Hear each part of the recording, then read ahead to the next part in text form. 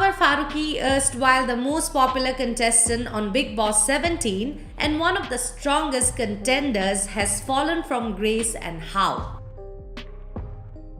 His position inside the house took a complete 360-degree turn with the entry of wildcard contestant Aisha Khan, who opened a Pandora box of the past for Munawar. Name, fame, respect, and love, all down the drain in a single night. Reason?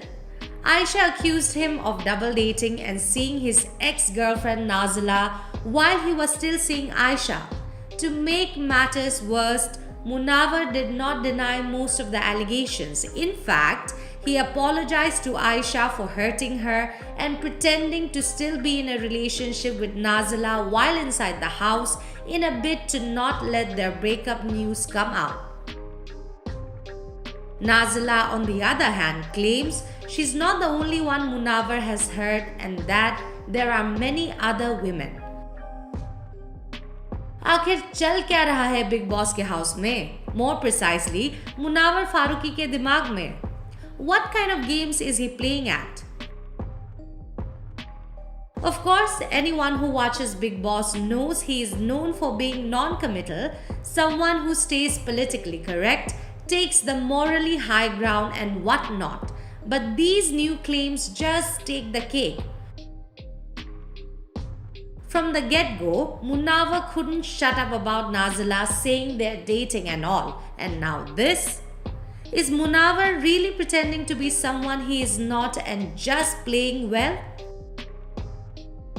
To think he was being touted as the second best BB contestant since inception after the late Siddharth Shukla, who, no matter how outrageously he sometimes behaved on the show, always stuck to the truth and reality.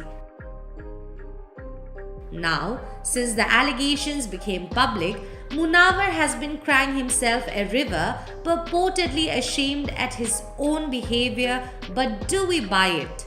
The jury is still out.